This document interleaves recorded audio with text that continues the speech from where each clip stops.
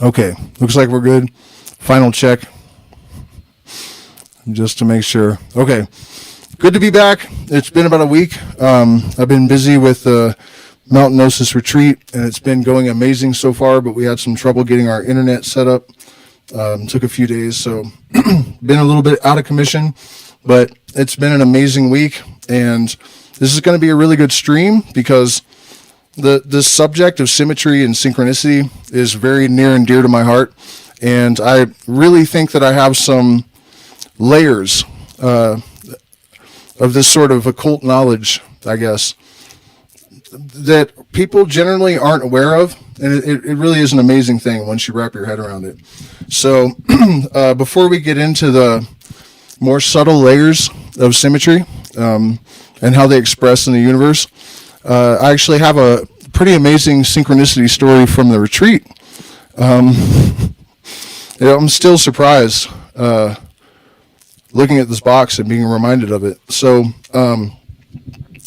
one of the things that I do when guests arrive is I ask them what their experience with synchronicity and, I guess you'd call them awakening symptoms. I hate to use that terminology, but that's what it is, I guess, right?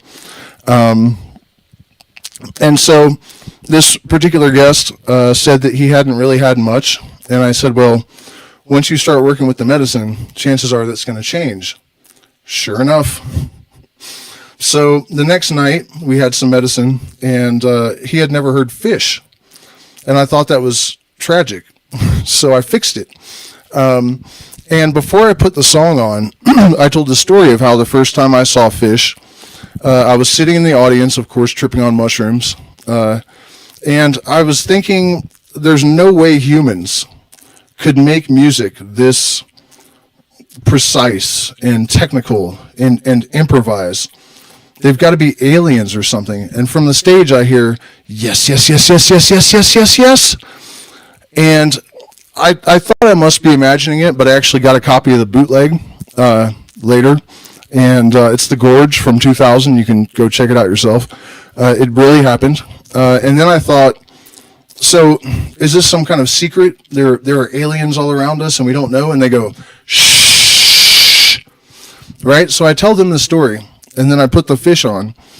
And at some point during the Fluffhead Jam, this guest says, oh, I have a gift for you, but I should probably wait till tomorrow. And as soon as he says that, Fish says, it's a little bundle of joy. It's a little bundle of joy. Right? So the exact type of synchronicity with the same band that I described before I put the song on occurs almost immediately, right? That it's a little bundle of joy about the gift. So that was wild, but it got way crazier the next day. I have another patron, somebody that I would say is becoming a friend even, amazing individual.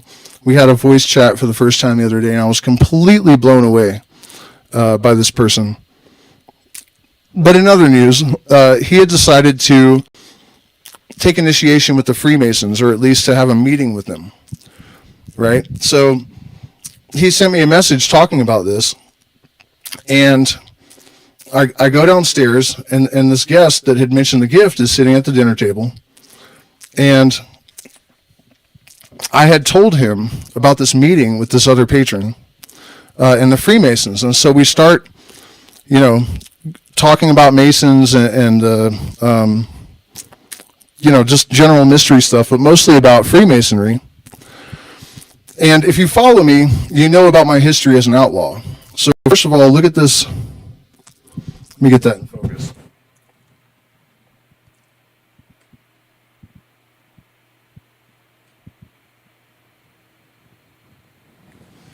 I hope it's not backwards in your screen, but for some reason it came out. It says Outlaws on it, which makes no sense. He said this is the original package that it came in. So, we've been talking about Freemasonry. We had just experienced this synchronicity. And before I started talking about Masonry, he had this in his hands the whole time. See if I can get it in focus.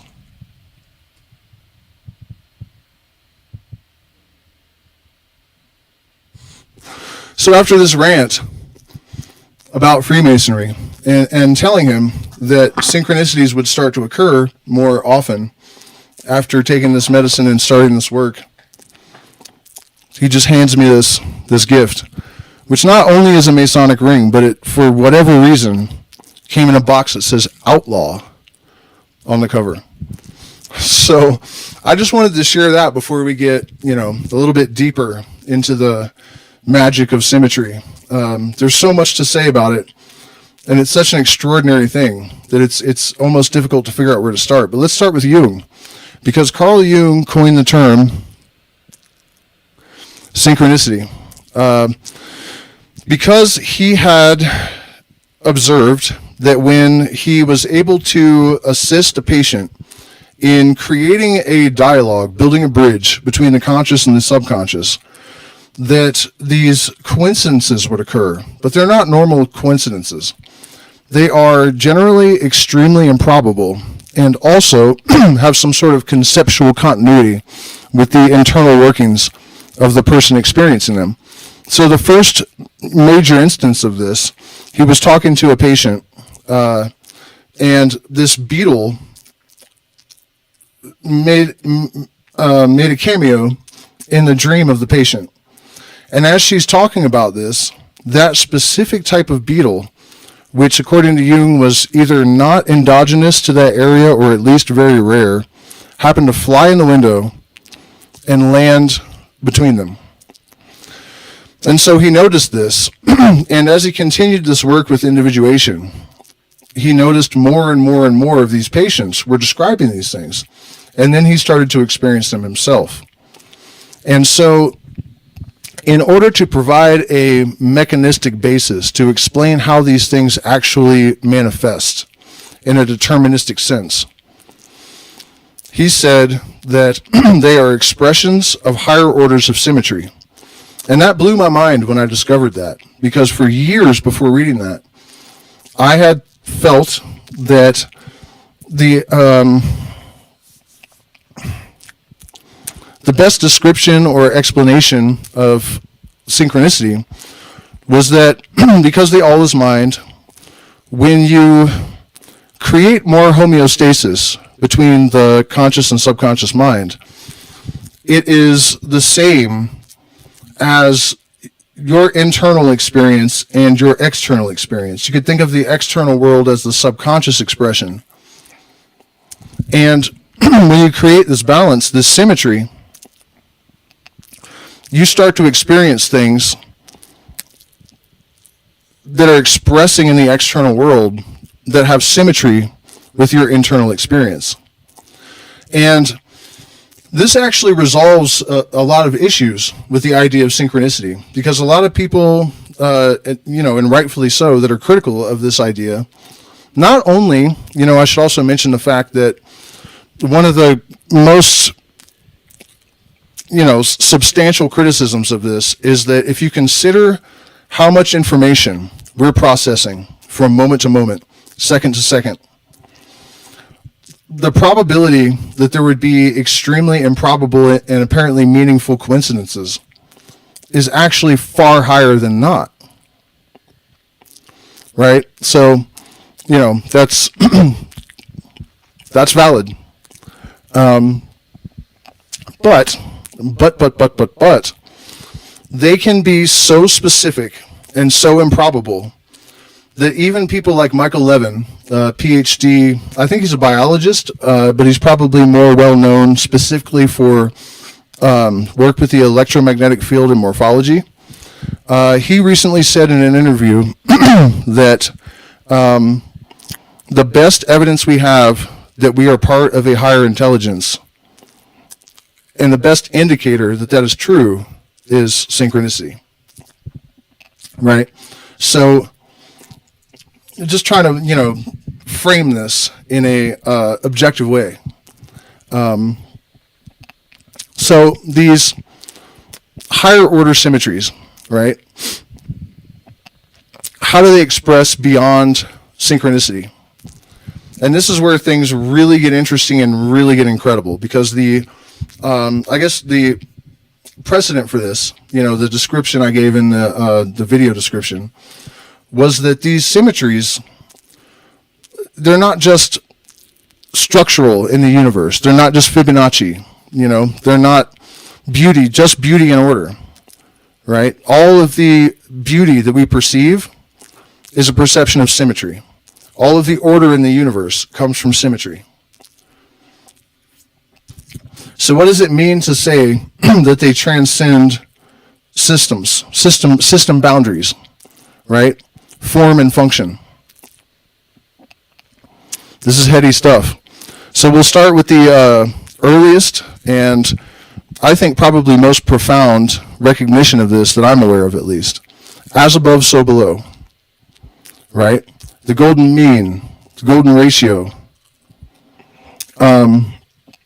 And kind of an addendum to this, I just discovered the other day that the Inca actually also had the as above, so below concept as a fundamental part of their spiritual beliefs, right? So pretty ubiquitous perception among ancient people. And today we have the advantage of having physics and advanced sciences to allow us to peer into the beyond the veil, into the very fabric of reality. And I think it's the book, The Tao of Physics by Friedrich Capra. He was a physicist. I think the book is from the late 60s. He said in that book that if you were to shrink down so that you were the same size relative to the nucleus of an atom as you are relative to the Earth now, there would be about the same distance from you to the nearest proton as there is from you to the moon now, and from where you are to the sun to the nearest electron. Right? So when Jung was talking about these higher order symmetries, this is the kind of thing that he was talking about. But it gets even deeper and even weirder. There are symmetries in time, right? I think we're going through a period where that's being expressed right now. We all know that there are patterns in history, and we see history repeating. But the sort of deterministic, muggle level interpretation of that is that it's just an expression of psychology and culture and sociology that causes these things to repeat. And in my opinion, that's not it. There are patterns like the Fibonacci sequence that underlie everything, and they're the same patterns, right? So, see if I can actually even recall. I just thought about this at dinner. It's a new one to me. The way that we are cycling back. Oh, okay. Here's, this isn't it, but this is a good example still. Right now in this period, we are experiencing being on the verge of war, global catastrophe. There are racial tensions that are manifesting in various ways in the United States, like Black Lives Matter, Israel and Palestine, right? We had a Kennedy running for president. We're in the middle of a psychedelic revolution, right? A resurgence in interest in spirituality and psychedelics. This is exactly like the 1960s. Some of the details have changed a bit, but it is that symmetry that exists throughout everything in the universe.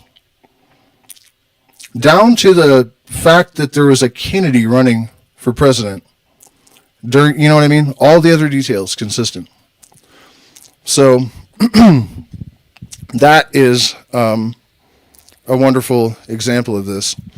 It's driving me nuts, though, that I can't remember the one that I came up with at dinner, because it was pretty mind-boggling. Okay, and also I apologize if it seems like I'm kind of rushing through this, but I don't want to neglect my wonderful audience on YouTube that I am in the middle of a retreat. So I'm really just trying to, what is the word Terrence McKenna used for compressing the information and, one punch kind of knockout sort of scenario. I have to economize my time at the moment. So another wonderful example of this. Years ago, I was having a conversation with some people about perceiving some sort of fundamental intelligence that is inextricably intertwined into the fabric of the universe. You know, it sounded like we were agreeing that it wasn't exactly like a sky god, but the position that it's just a bunch of random gobbledygook that got struck by lightning, and then all of this sophisticated stuff arose from that, you know. And one of the things I pointed out is that a vagina, which is very symmetrical, by the way, you know, in the inside the womb, very symmetrical, is in form and function a physical representation of the fundamental feminine characteristics. And I know that there are a lot of people that, you know, take issue with the idea that that sort of thing even exists. But in my opinion, with, you know, all due respect to people who with differing opinions, it absolutely does. You know, so the waviness, the receptiveness, the watery element, you know, all of these feminine things. So the bullet point of this presentation that I'm getting to is that throughout time and from form to function, we have these symmetries. Another great example actually is the mantis shrimp, of all things. If you guys are not aware of the mantis shrimp, watch a documentary. They're absolutely incredible. But one of the,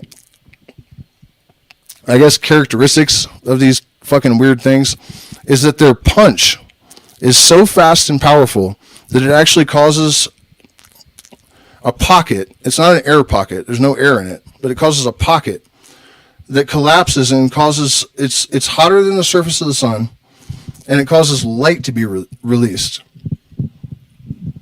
The mantis shrimp also just happens to have, sorry, the coca's escaping my cheek, the most advanced eyes in the entire animal kingdom. So we have this creature that generates light and just happens to have the most advanced optical system in the entire animal kingdom. These symmetries interpenetrate everything. And hold on, let me check in with the chat, see if we have any questions or comments or anyone I need to say hello to. By the way, you guys, we're still booking for November. If you want to come to a Mountain Gnosis event, probably only, I was going to do the entire month, but I think I need more rest. So we're going to do the middle of November till the end, and then not again until May in the jungle. So,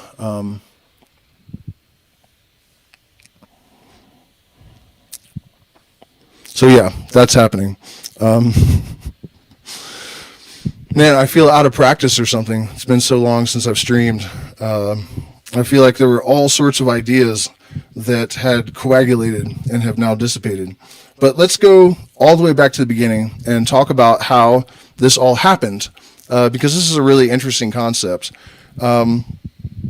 Mystics tell us throughout history that the universe is composed of reflections, right? And it's like, what does that mean?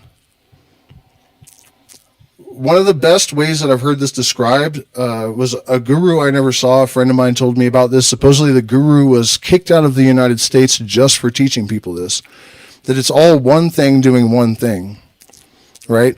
But in short, a great way to consolidate, I guess, is to say that the universe was constructed by replication by means of reflection. Right? So the first thing that happened, according to both physics and the Bible, which is pretty wild if you ask me, is that there was a vibration, right? The logos, an idea, and then that gave rise to light, right? So what gives rise to light? Electromagnetic wave.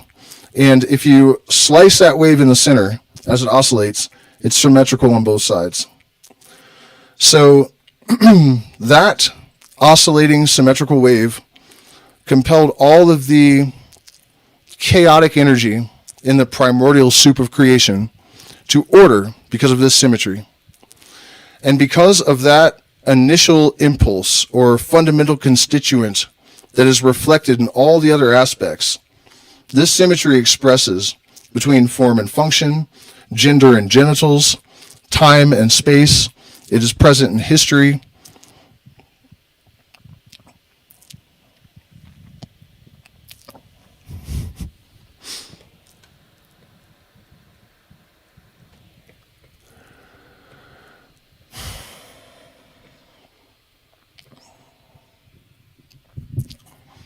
And it's all rather extraordinary, if I do say so myself. Hopefully I can recall, there was like one other, I was intending to keep this brief, but there was one other element that I was determined to share about this that occurred to me earlier, and it's completely escaped my mind, partly because of the enthusiasm and the excitement of what's just generally happening around me at the moment, you know? And I don't even really take much credit for it. Tobacco and Rape and Sananga really get the credit here. But watching the transformations that occur in people after only a few exposures to these things, combo also, by the way, I've been really surprised to see the psychological impact that combo has on people, even though it's not necessarily psychoactive. So long story short, I'm just saying the general feeling of excitement and positivity that's occurring in our environment right now is compromising my focus, I think. Oh, okay. So here's something else that I can offer. I don't know that a lot of people are really aware of this, but the 1111 glyph, even, which people associate with synchronicity, is a glyph of symmetry. And it is a glyph of the internal environment, the first 11, and the external is the other 11, right? And why? So if you follow the channel, you know that I have been pursuing kind of a solar consciousness connection mystery for a couple of decades now. And I don't know how I missed this for so long, but recently I discovered that the sun has these cycles that occur in roughly 11-year spans, right? And many years ago I had an experience where there was a solar storm and I had I guess a psychic exchange. I hate to use that terminology, but that's kind of how it was. And just a few months ago, I found a talk from Rupert Sheldrake, who I've never read, never followed. I've heard, I know about the morphological resonance theory or whatever it is. And side note, he's actually been validated by Michael Levin, who has proven all sorts of extraordinary things in relation to morphology in the electromagnetic field, and Sheldrake had been laughed out of town by straight scientists for decades, so amazing to see that happen. But Sheldrake was saying that he felt that these solar storms were a period when the sun was able to communicate, and I'm using this, almost allegorically. It's not communicating in the same way as a person talking to another person, but we don't have good language for this stuff. But to connect with and enhance, I guess, and catalyze the consciousness of sentient beings that might be paying attention, I guess would be the best way to frame it. And I had experienced that. So, long story short, there have been a lot of validations lately from the scientific world that this stuff is on point. There's also the Orc theory of Penrose and Hameroff. They've observed microtubules slurping up light. So this ancient idea that consciousness comes from light has at least a little bit of anecdotal support now. There's a bunch of stuff. So if you look at the Kabbalistic system of numerology, And this is a really interesting thing, actually. 10 basically means the same thing as 1, right? Except that every time you add a 0, it's amplified. This sends us off on a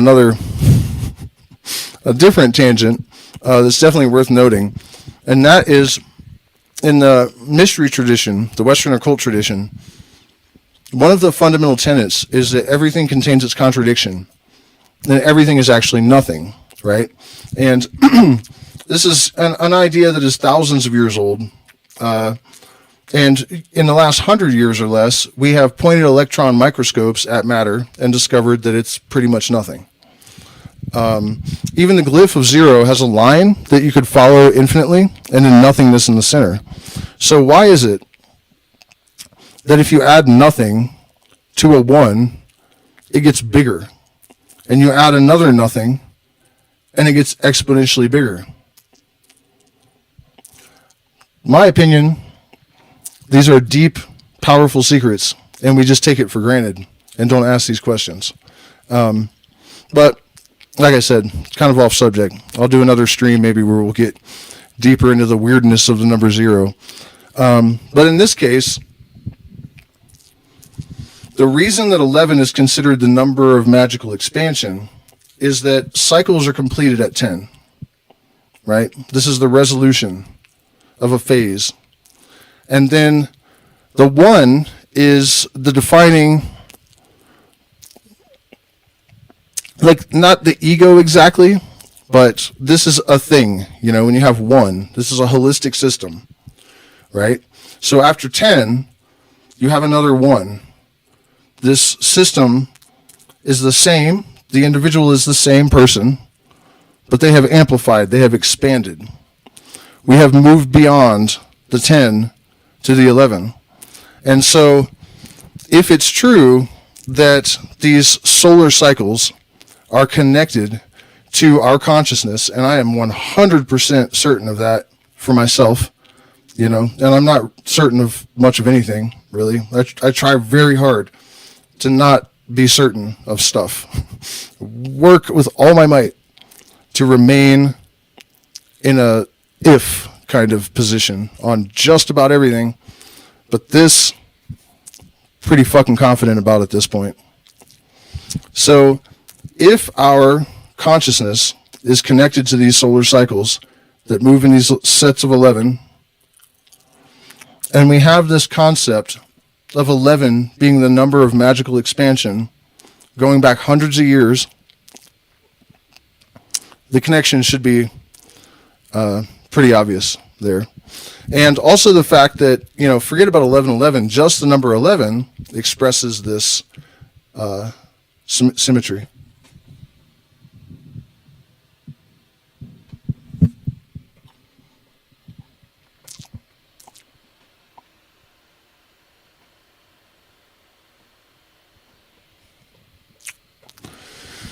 Yeah, so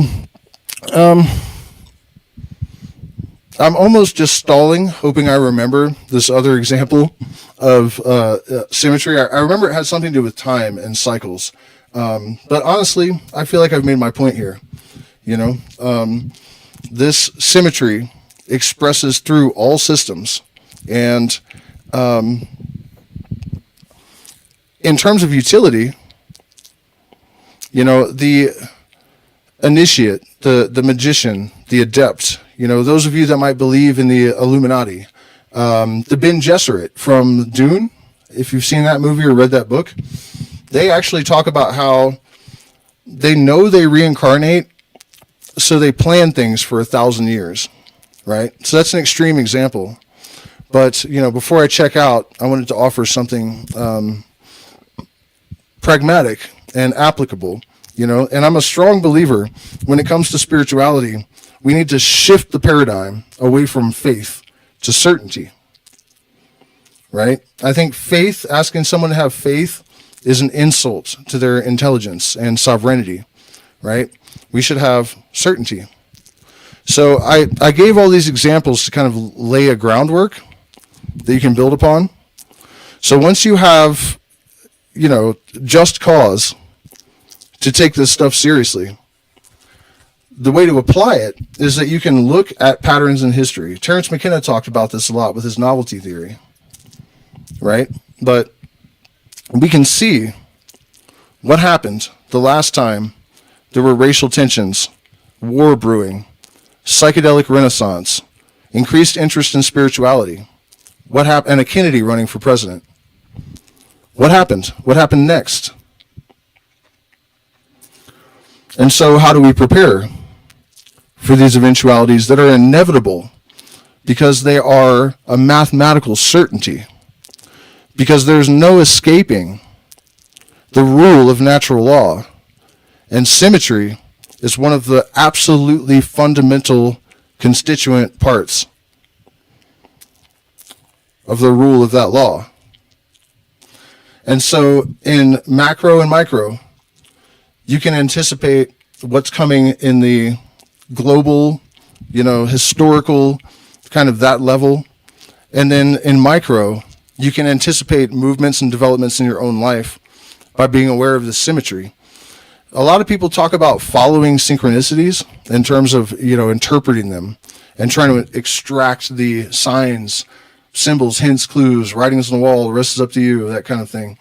And I'm not saying that's entirely wrong, but I think it might be more accurate to realize that they're actually signposts, but whether you notice them or not, in a sense, is not going to change the symmetry.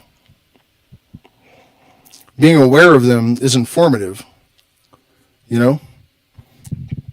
but it's structural, and it's that reliable. So we look at our own patterns, at our own behaviors. We contemplate, we develop mindfulness, and we can predict it down to extraordinary detail what it is that we're going to have to anticipate. And then we can develop the skill set to navigate it to a degree that to the profane will appear miraculous. But there's no woo in this equation. None at all whatsoever.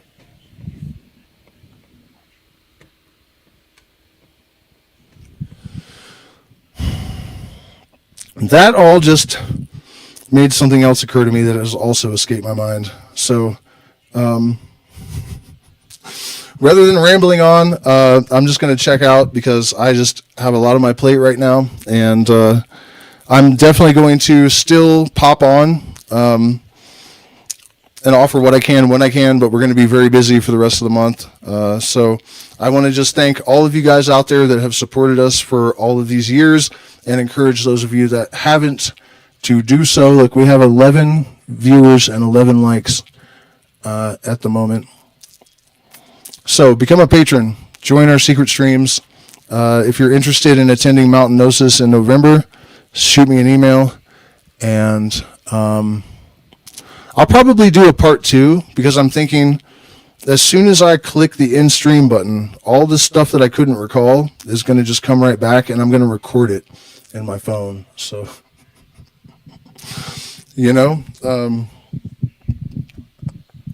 symmetry.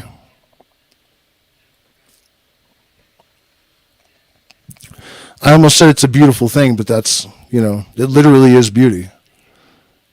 So, anyways, you guys, thank you so much for spending this time with me, and hit the like button, share, subscribe, and I'll be back, hopefully, with a more orderly and coherent stream in a couple of days.